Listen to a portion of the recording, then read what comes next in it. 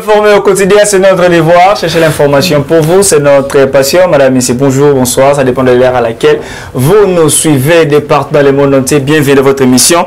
Et Bassango Congo, Rimard de Kinshasa, votre chaîne. Éveil patriotique, Ngaï Moroté, accompagné na Trésor Lumbu, le futur député Eli Ya Idiofa. Merci beaucoup de Konanga. Merci na peuple Bazolanda Biso. Donc, mon monito bimi après-midi à l'élo, ils ont recadré un peu Fridolé en bon a donné ses cholés. Na représentant l'église de Christ au Congo, au Tokatabongo, ECC, na quelques journalistes, Oyo, TV5, Libre Afrique, Jeune Afrique, France 24, et RFI Bazo parrainé Bango pour combattre toutes les actions menées par les chefs de l'État. Maintenant, on est là pour recadrer Bango.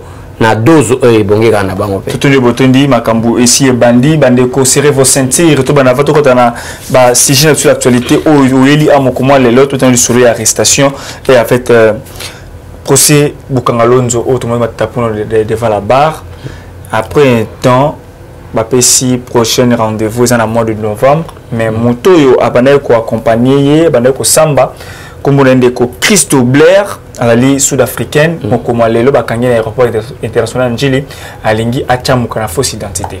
Ouais, alingi akima biso to ebisa matata ponyo. Pourquoi ko benga ba journaliste au sala beaucoup de points de presse nini.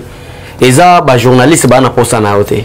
Mais justice ndaza na posa na yo, tika ba aventure zo sala, tika comédie zo sala, kende na justice ndé a ko prouver innocence na yo. Matata ponyo yo ba kita sala ki arrogance, bilobela, ba point de presse, ko loba n'importe quoi.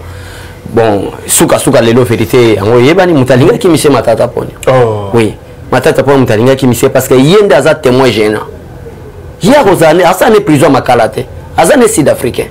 La RDC eza mboka moko respecta ba principe et respecta donc l'accord diplomatique entre les pays voisins, même les pays étrangers. Alors Christopher, si ce Christopher ne sera pas arrêté. Christo ne sera pas arrêté.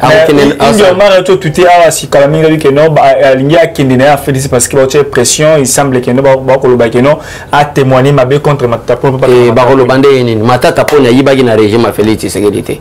A yibagi na régime na bango. Ba ke témoigner contre Ponani. Mutagenda osala pe contrat na Matapon. Ezaka ayi Christo wana. Si on a un régime Fati, régime Fati est bambela batu makambote pour na conduire la personnalité à battre. Régime président Félix Tshisekedi déjà kosunga peuple congolais. Donc ya matata pour le coup na mona to mela te pour okende prison. Wana wanzamba linga te. Donc matata pour le donc prison a déjà yebani a robet à 30 ans. Toki na okatanga kuna pa Jacques Kabula katwa. Félicitations à Jacques Kabula. Azam en tout cas mikolona ko comprendre Gaza Pierre. Malgré il avait régné Jésus, mais souvent c'est quand il la repentance, il va t'attendre à biso bawanga na yo, olimbi sabango. Que vous allez la ba Martin Fayulu, ba Fridolé en bon qui sont des jidas des dernières minutes. Parce que kalamingi te ozoyoka que bateau nous sont attendus comme front ana, association anti-Valérie avec escroc politique, des industriels, bloc à yibi, ya bateau ba piyemboka. Karate koyoka makambo comme la bango. Mais gouverneur qui a boulot Jacques vraiment mon gouverneur merci biso to linga boy prestation a beti play ya koleka même Moïse Katumbi.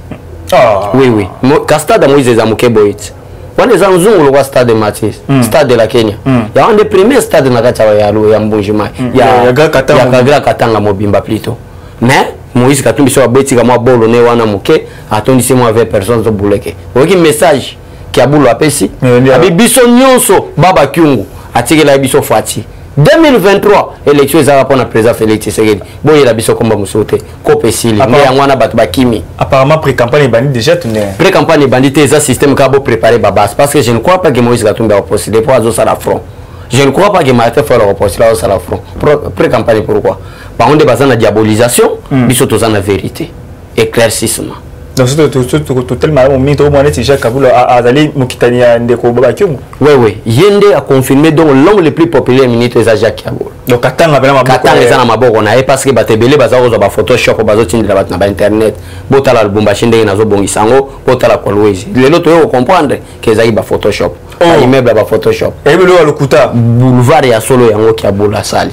À la fois Moïse Katumbi Moïse azali lokuta za sala banzela ko za ba minere ndenge nene bibe kende ba Zambie ba Uganda po peuple ko fanzala totundi botundi tokini na makambulo etali bloc patriotique. Au Basangani, premier, vous allez me passer à répondre à mon on a battu ce soir. Mais on calme, quand même au côté. Comme si vous êtes chrétien catholique. T'es un chrétien catholique. Pour bon, on a signé photo banga, on passe les minutes en bon wazana na Barcelone. En bon. Dans ces chôles. Voyage qui n'a Eric Senga et les autres. Oui, naïbi. Même en bon walandi bangaza kuna. Parrainé par la Belgique et la France. Avec quel objectif? Combattre le président de la République. En attendant, les chrétiens bazaba kufanzala. Prière à makasi zate. Kindo kina windo. Je ne connais évité. Sur l'andi déclaration à Mbongwasa. Na ébi déclaration to l'andi to lo bilango. Bloc patriotique Oyo Basangani FCC Cash en fait FCC la Mouka Ensemble pour la République CLC KLCC Bolongo la Filimina et Chana Lucha. Parce que déclaration de Kochol, excusez-moi, Nathalie Layo, message, il y a Carbone Beni. Carbone Beni est le coordonnateur.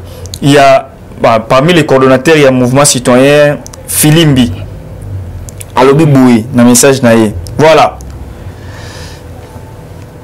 Ils ont tué des sang-froid chez Beya, tué Bazana, Arma Tungulu emportant leur corps. Ils ont tué aussi Mukendi, en laissant une veuve et des orphelins, tué Kouloula, Lik, Thérèse, Ngandou, bon, on a bon, donc, l'équipe Belé, à 3 points de suspension, ça dit ça continue. Ils nous ont jetés injustement en prison. Donc, vous voyez, les Carbone Ben à côté de prison pendant autant de mois, la Moulini, le Lumila, Bima, Ibada, Misunae, et mon Soumala, Mingité, à comment côté de Maneti. Et après, créer un bloc patriotique avec eux, à poser question. C'est clair, de la même manière que nous avons opposé contre la coalition satanique FCC Cash, nous nous opposerons contre toute alliance démoniaque avec les FCC, avec objectif de nuisance à l'État congolais. Donc, le mouvement citoyen, et je ne sais pas si il y a des déclarations pour le non, parce que contre bloc patriotique, lucha et des mababou n'a pas les presse lobby, lobby que non, contre bloc patriotique, mais tout le monde la Mouka, de Voskitoko, Nouvelle est là, Mongomba Blanchard et les autres, ma presse est pengue, parce qu'il y a point de presse officiellement devant la presse pour nous rebattre, pour télémer la dictature, il y a Félix Tshisekedi, escroquerie à RAM, pour télémer la fraude électorale en 2023, ainsi que Makambo et la dépolitisation de la CENI. On a la politique au biseau il faut éviter comme la diamba ba whisky à ma casse pour apparaître na TV. En quoi ils vont dépolitiser la CENI? Na niveau ni mais quand on peut ba te belé je Hollande ba commenter ne ba commissaire yo Armand journaliste d'investigation. Mais quand on peut expliquer nga tout temps na ba texte bien en quoi la CENI est politisée. Na au niveau ni. Na so comprendre tout mais quand tout na ba question nous poser concernant la CENI parce qu'ils allaient politiser. Autour la politique est à la local musalamoko biblique. Et ça le musalamoko sacerdotal. C'est-à-dire il faut éviter comme la badiamba biloko makasi. Et comme on doit pousser soit au comme bibina bina, soit au comme biyemba yemba, soit au comme bilobela. Wana premièrement. Deuxièmement, bloc wana yo moko yoki filimi ne balobi. Balobi babomi bazana. Shebea. Babomi Shebea. Arma Tungulu. Babomi bat. Et ce qui est encore plus pire, et ça comme on a Martin Fayulu a diabolisé le président Félix Tshisekedi. Qui a sa marionnette. Pourquoi cette coalition avec quelqu'un qui a tué le peuple congolais? Mais Martin Lelo a une nouvelle coalition avec même Kabila. On dit que c'est de la comédie politique. On dit que quelqu'un qui était marionnette, patin, c'est placebo, ce n'est pas lui qui dirige, c'est Kabila qui dirigeait. Voilà un message dans l'époque. Pas du tic-au-tac, il devient dictateur et tout ça, ça ne marche pas la dictature. Mon frère, attaque tout le peuple, moi, ça, 7e bête après les capots. Ce n'est pas comme ça, sur le peuple congolais. Tu n'as pas niveau, on était marionnette et lilingi à Pamba, patin, placebo. Ce n'est pas lui qui dirige, c'est Kabila qui dirige. À chaque fois qu'il arrive à Kinshasa, il fait d'abord les rapports à Kingakacha Joseph Kabila. Ce sont des communicateurs officiels. Il y a Martin Fayulu Bazakoloba. Mais par quelle magie, avant que y ait des marches, prouver biso magie ni salemi wana que président Félix Tshisekedi comme un dictateur. On se dit que ça baza biscro politique. Donc bateau il faut pas pendre bango politiquement. Mais bateau tika bango parce qu'il veut profiter de la liberté d'expression et de la démocratie. Mais aussi mbaté parce que quand na bango nanu yo je crois peuple bazo landa biso bolandi même français galombo na kati association na bango. Abi cette fois-ci ba repère sa chance na Martin Fayulu pour diriger bango. Ah ça déjà déclaration. Problème ko boma bango nanu pour moi que les associations bato balingi avancement mboka te. Problème ko boma bango ezali na leadership. Nani akozala ko banda pesa modode. Kabila. Parce que mutazo sala Martin Fayulu pour le balelo, c'est Kabila. Si Kabila ka bimisa mbongo na ye, pour attirer la Martin Fayulu en manifestant impolitesse politique. Ba décorer ba salier. Après comme ko bengana ba bemba, akomi ko bengana ba katumbi yango. Lelo ba sali coalition. Par contre que la katumbi nani Martin Fayulu diriger bango. Non. Donc ba ko sali le côté ndé yango wana ba bimi ba kimili banda mboka. Mais Martin Fayulu en fait n'a pas répondre à la question. Il y a une vidéo dans les réseaux sociaux. Yoka Martin Fayulu. Viennent ici nous balancer des trucs et vous voyez M. Kabila s'est pavané et puis avec les gens, les Congolais sourient et puis les Congolais sont là à ses côtés. Mais quelle méchanceté! Ces gens sont des sorciers. Non, je pèse mes mots. Ils n'aiment pas les Congolais. Comment des messieurs qui ont étudié, comment des messieurs qui ont un parcours, des dames qui viennent comme ça derrière M. Kabila pour saboter les Congos. Est-ce que vous trouvez ça normal? Voilà. C'est Martin Fayulu. C'est Martin Fayulu qui dit ça. Talana de l'Obéla Fayulu Nengazolba. Selon yo qualifié le cola comme qui? Non. Mouto a lobby que non, que ça permet à Kabila et Nico Bakino. Ozali kulingamboka kongote ozali sorcier apaiser ba mona a la vidéo so ya peut-être tindola ko tindola yango abizali sorcier ozali kulinga ba congolais te c'est manquer un peuple congolais ce que lelo ba kompe na Kabila to benga ina bon ngana yebi nga déjà natikala ko benga Martin Fayulu présidenté parce que Martin Fayulu ngana yebi et yo peut-être tout le monde lelo parce qu'il a profité na obédience à Jean-Pierre Bemba Katumbi pour ça wa ça ina 2018 moi bato balandaye mais ngana yebi Martin Fayulu c'est un commerce. Moïse Katumbi yango zo mona ba principe ya opposition bazo comprendre té pour ça la position faut à la politicien ozoland mais la Martin Fayulu ndenge azo réveiller azo manquer constance donc comme muto azo ça la même vie de loin o ya comédien ko sala makambo Martin Fayulu salate ozoland donc au moins vie de loin na comédie na il reste stable mais la Martin Fayulu ndenge akote pas donc vieux tika aventure ozo mona lelo il y a les règlements à Koubina, na règlement à opposition pour ça la politique. Martin Fayulu s'il respectait la danse, s'il respectait des procédures ou des principes de l'opposition, comme il respectait les règles de danse, ou Azao Salananini, mais l'opposition Azat. Martin Fayulu près de Tiens Tshisekedi était Jidas. Oh, c'est grave.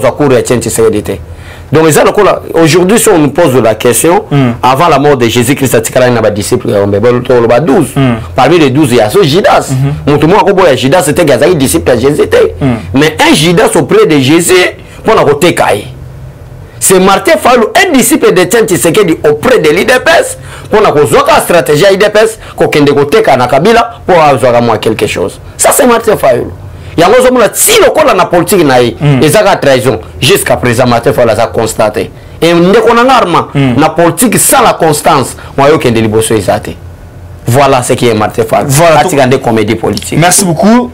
Serge Kabou a lobby que non marche les 6 novembre à Wawa nani ndeko Shadara ça doit affiche ça doit polo banini donc marche une grande mobilisation à bloc patriotique au marché le 6 novembre déjà mais si j'ai dit que non il dépêche Bino vous allez dans la position d'alerte 44 heures pour réagir tous allons déjà dans la position comme ma force et du fait que nous avons l'autorisation de la personne qui engage le parti IDPS le secrétaire AK70 Augustin Kabouya Mwana Bouté du fait que APC des gens dingue ça donc bah ça marche lelo na 12 personnes à bango bisopeto sali marche lobi na ba millions de personnes qui sont derrière le président de la République mais lieu de shit na biso ça na stade de martyr place toko tondi stade wana depuis to pesa bango devoir de mémoire ba tondi stade ba tondi sate ba kuma ga batimo bo mona bango na ba kauka ba matonge ba njili ko ngaba ba nini stade za nzungu ezao so stade de Marty bo mona ngomunen tata Raphaël ango pona ko prouver bi bango ke peuple azolanda biso bo bangate ba bimi lelo to tigeli bango ba bimi to observer kaka na moi 20 personnes bango mais je biso to ko bima je ko Hollanda juro to boya ronsa malonda c'était l'IDPS président Félix Tshisekedi au pouvoir c'est que juro to so confirmer siko kadima par les peuples parce que a déjà confirmé dans l'instance nyons mais contesté par des voleurs des anti-valeurs de la République un groupe de voleurs des escrocs politiques on a contesté et tigali maintenant to nyata bango moi groupe de voleurs wana na match moko pacifique oyo mokili ba oganga ke fachaza champion moi mboka tazo lumbu fiti député ya Idiofa donc na o confirmer yango c'est la ngach ngai même na ba commentaire sur taliban de ko baso sakola déjà que je suis un député ba ça la ngach ngai so mone suyo oye nga benge fiti député Idiofa so mone suyo oui député vraiment parce que to supporter makamba boité bozo ba Martin Fall ba député ba Adolphe Mozito ba député ba Daniel Safou ba député bon à l'état bazo zongo moya mona sima moi c'est exact ce n'est pas gentil.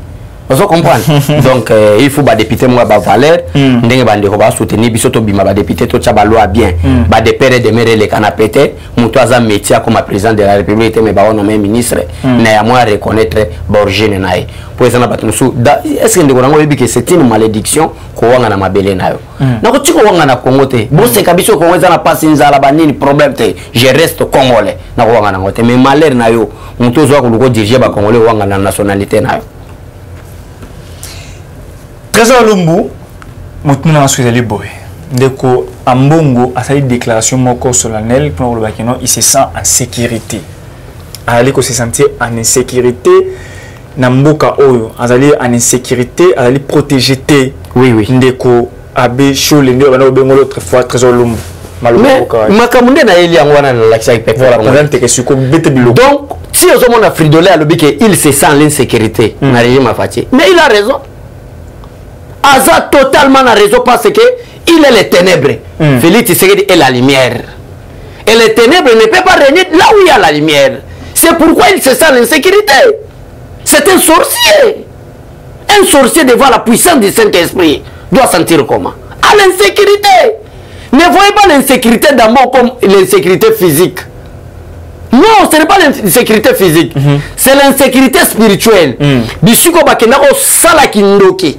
Bateka Congo, Namboka Bapaya. Et aujourd'hui, Ambongo est en mission de service. Parce que Moulunga on fait en Israël. Banda Israël koulé zo bundisaye spirituellement et il est mal à l'aise. So tali bateau badingi bateka Congo. Bango so bali banda binito na episa. Fridola Ambongo, Donace Cholé. Les représentants des CC, na ba membre na ba collaborateurs, na quelques journalistes, ba sangani bango na ba libanda. Avec quelle mission? Belgique na France bengi se bango pas faire tourner Europe na Amérique pour na diaboliser le programme na président Félix Tshisekedi. C'est pour cela il se sent l'insécurité. Kabila était ici. Ambongo kenda na prestation à serment Kabila. Et Kabila est le fruit de la dictature. Mon frère Armand, na 2001 peuple congolais bozolandanga. Par quelle procédure, par quel miracle, et ça a été Kabila la chef de l'État après la mort de Laurent Désiré Kabila. Qu'est-ce qui a poussé na armée aux dirigés? Il était militaire, mais il y avait un chef d'état-major général. Oui, à l'époque. À l'époque, lui il était commandant de forces terrestres. Par quel miracle, il y a des chefs d'état-major généraux qui sont là, mais un commandant de forces terrestres a qui nous a pouvoir.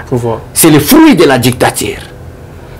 C'est le fruit de la dictature. Mais à moi, nous sommes Kambonga Kenda na serment. Ayibi Jean-Pierre Bemba Bavoa en 2006. C'est même Kabila que vous voyez. Ambonga Kenda prestation à serment na Bakadena Moséon. En 2011, Ayibi Bavoa, il y a Etienne Tshisekedi a participé à la prestation à serment. Mais moi, Namboka y a la lumière. Qui est-il grande montagne pour s'élever devant Zorobabel? Tu seras aplani. Ambongo, tu seras aplani. Ambongo, Chole et les représentants de l'SSC seront tous aplanis de Konanga. Qui est-il? Félix Tshisekedi qui n'a jamais voyagé en Israël. Mais comme en Israël, il a un diplôme de mérite pour la paix. Non seulement pour la République démocratique du Congo, mais pour l'Afrique. Non seulement pour les Congolais, mais pour tous les Africains. Babi, papa, toi tu mérites ces diplômes, ces mérites de paix et de sécurité pour tous les Africains. Mais les anti-valeurs, bazoli mbongo ya Belgique, bazoli mbongo ya France, bazoli na Libanda ya Mboka, bakende oteka Congo. C'est pour cela, mon frère Armand, il se sent à l'insécurité spirituelle. C'est la vérité. Amongo est à l'état de l'insécurité spirituelle. Parce que na ba gris na bango basalaka pour Congolais azala malheureux, na kindoki na bango bazako sala pour Congolais azala malheureux. Lelo oyo Félix Tshisekedi azui mboka a dédicacé na maboko ya Nzambe. Ba gris se sont détruits par la puissance du Saint-Esprit. C'est pourquoi mbonga bibi libanda mboka akiko déclarer que je suis à l'insécurité. Zoka chaleur ya molimo na sa moto Nzambe landa mbongo tina ba Barcelone tumaye misala kindoki oya bomba na kasa ya chapeau balata wana babengoni abonga ngona se moto ekita etumbaye au nom de Jésus-Christ on va toujours à l'insécurité. Est-ce que vous pouvez comprendre? Peuple congolais bakufi des millions na est et à République démocratique du Congo. Ambonga tikala o lobateke il y a l'insécurité. Maintenant il y a la paix. Ils ont se restaurer du jour au jour. Ambonga azol ba il se sent l'insécurité. Moto Nzambe kolanda bino bisika nyoso boza. Merci beaucoup.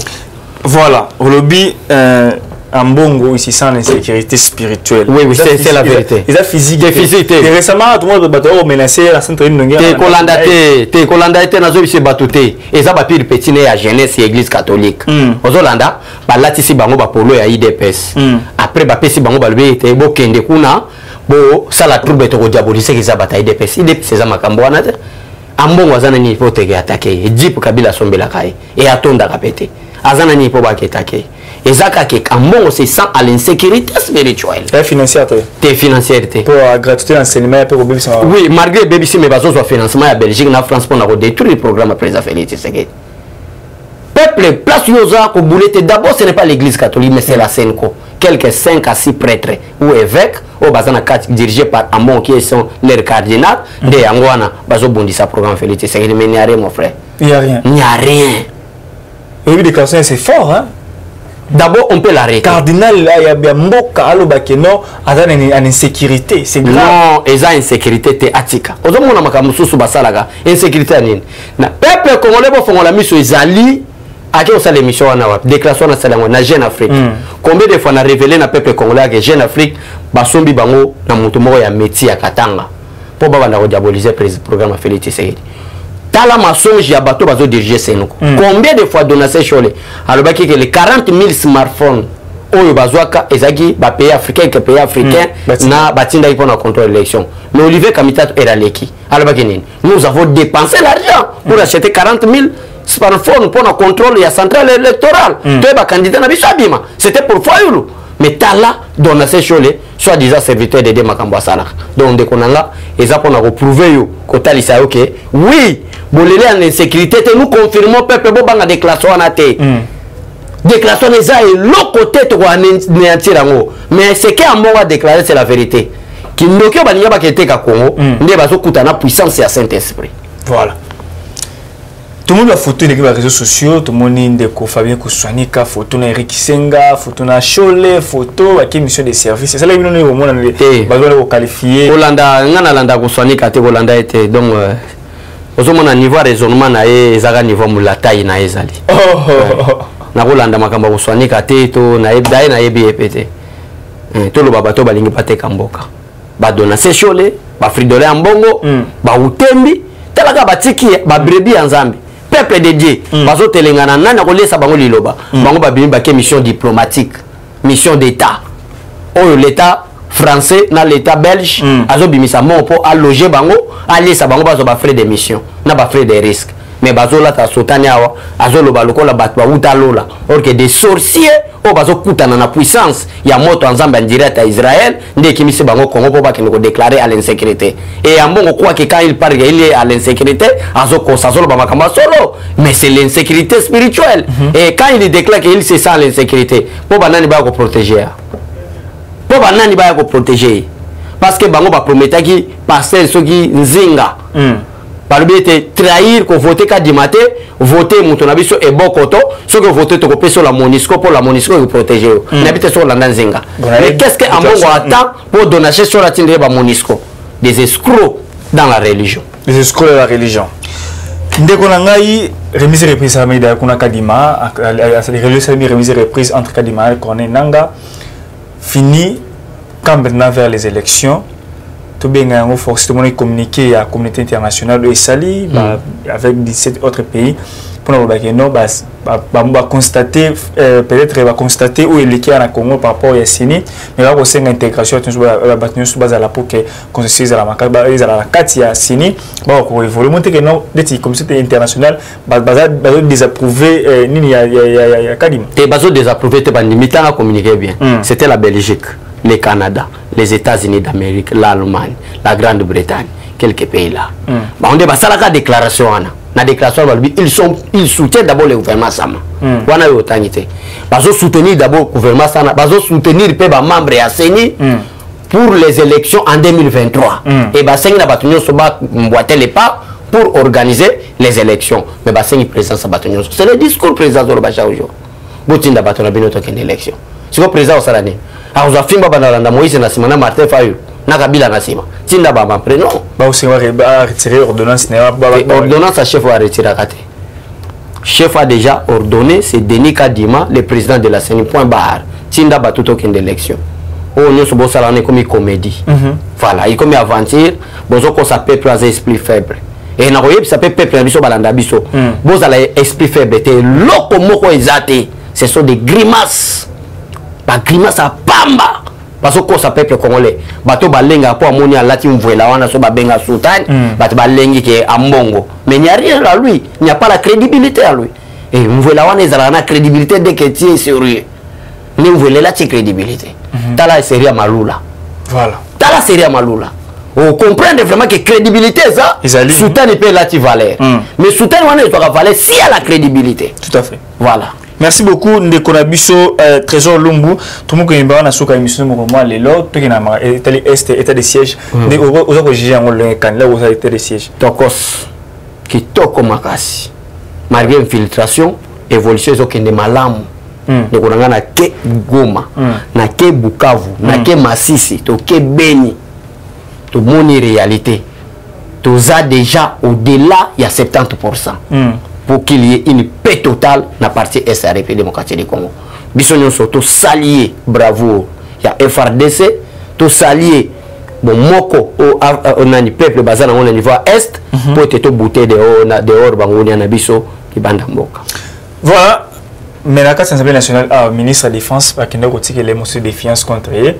Mais le bureau et l'Assemblée nationale, ils vont recevoir entre autres le président Marc Aboun, Mbosso et les autres. Les colobatés, babo, motion de défiance ou motion de motion de défiance orale avec oral ils allaient réglementer. Il y a des procédures qui doivent être respectées. Si l'un des procédures n'est pas respecté, en tout cas le président en tant que membre du bureau a quoi écarter. Il y a des députés on a su respecter que la procédure na nombre d'euros ba pesa pour monsieur kota to comment to vona so comme monsieur moko lelo abesho le message nous lancer pas bato oyo ndeti pas presse internationale oyo ils ko manipuler ça la manipulation d'opinion ça la manipulation et ba sujet mkonza mboka ça la manipulation ko la geno ndeti monsieur ko mingano chef de l'état qui na tourisme en Israël et les autres donc ba koma bikomela mwanza par rapport il y a makambo ils ali kota la mboka na so Congo. D'abord so balobi que tourisme c'est bien, il y a un ministère du tourisme ici. Si le président peut qu'il pour le tourisme et que le tourisme est en Israël, tout le monde peut orienter à Bisso. Parce que dans le domaine du tourisme, on peut contacter. Où est le problème? On peut dire une déclaration. Comme si le tourisme est le moment où il y a une valeur. Tu me prends le président que le tourisme était quand même. Non, le président peut faire les voyages du président de la République. Pour l'instant, avec l'État, avec pour le Lambourg, c'est un ministre. Attendez, le tourisme de l'État en Israël. Nandini n'a noté que le président qui est tourisme. Mais n'expliquez qu'à Batouana qui attaque le tourisme. Il y a un ministère du tourisme. Si le président Félix Tshisekedi qui est pour nos affaires étrangères, c'est-à-dire il y a un ministre des Affaires étrangères, d'abord déclaration, parce que ça pour aboutir en quoi. Le président Félix Tshisekedi qui est aujourd'hui dans le monde, dans l'Afrique, dans l'Europe, dans le monde, des grands barons, les juifs, qui au Batongi Israël, au Batongi États-Unis, au Batongi Europe, des vrais barons, des multimilliardaires sont des juifs. Le président a pour ça, l'entreprise a mené un côté à l'emboka. Pourquoi on voyage à tourisme? Kindoki wana ba presse internationaux yo mona déjà RTNC na biso to ba mona RTNC na biso to ba makamba Macron to makamba Joe Biden biso to ba ngota mais bango siko presse internationale bango ba soki pa na makambo ya Congo pourquoi bango epana bango kuna tout ezalo kola na lola ba bezala kate bango s'occuper na makambo na bango te eza batu o balimba te ka mongo na kanala ba mbongo na ba dona sechole to yebi bango o ko banga Colette Brackman ba déclaration musu mutasala nga Colette Brackman na journal le soir ya Belgique o banga est-ce que il est d'abord politicien non est-ce que il est d'abord communicateur journaliste non à ça la ba université à entrepreneuriat mais à ça la déclaration yo mona déjà livre ni Colette Brackman ou TV5 ou soit ba journaliste ma question ba comment pona bamboka na bango mais au stade la bango ba édition c'est la RDC bango mo bazo enseigner insécurité bango mo bazo créer ba livre sur l'insécurité au Congo mais Congo la zo fanda zo landaka nous sommes déjà vigilants à travers des veilles patriotiques dotés à peuple congolais aux anéantis. Merci beaucoup, chers internautes, chers abonnés et chers téléspectateurs, vous qui nous suivez de partout dans le monde entier. Restez fidèles et branchés dans notre chaîne Basangoya Congo, dans nos chaînes de différentes chaînes. Information qui toko Yamboka Congo. Vous allez manipuler, vous allez désorienter, restez fidèles. Toko informer en temps réel par rapport à l'information. Oyo, Ezalina Mboka na Biso. Tika na remercier l'équipe technique de la caméra. Josué Rancy, Kuna Mama Rachila, de retour sur scène. Moi, c'est qui toko. Moi, Mwindo na pesio mote bon ngai na bino tokomoa la mikolo mazali koya soki Yesu nanu a zongi te bye. Eshima, votre magazine qui bat au rythme de l'actualité. Retrouvez la nouvelle édition. Exclusivité, Sakombi Molendo, le pionnier de la bancarisation. Le ministre des Affaires foncières a signé le 3 juin 2021 avec son collègue des Finances l'arrêté interministériel portant bancarisation des opérations foncières et immobilières supérieures ou égales à 10 000 $ américains. Une première en RDC concrétisée par celui qui fait figure de porte-étendard de la numérisation et de la sécurisation des titres fonciers. Aimé Sakombi Molendo est de plein pied dans la matérialisation de sa politique qui suit la vision du chef de l'État, Félix Antoine Tshisekedi, celle de faire du numérique un levier d'intégration, de croissance économique et de progrès social. Nation, gouvernement des warriors, bilan de gestion dès son premier jour du gouvernement Samalou Kondé. SONAS, le DG Lucien Boniemé Ekofo présente un bilan largement positif pour les grandes réalisations du premier semestre 2021. À lire également l'interview de Seth Kikouni portée sur les questions d'actualité. À la découverte de Tissia Mukuna, la DG de la marque La Quinoise, café planté et transformé à Kinshasa. Interview exclusive de Richard Ilunga, DG de l'ONIP, qui confirme l'identification de la population congolaise avant les élections 2023. Un an de patrouille financière, les audits de l'IGF mettent à l'écart les mandataires impliqués dans la mauvaise gestion des deniers publics grâce à Jules Alinguete, inspecteur général des finances, chef de service. Une analyse sur les coups d'État en Afrique et leurs conséquences. Retrouvez l'intégralité du magazine Eshima dans les kiosques. Eshima Magazine, un nouveau standard d'information.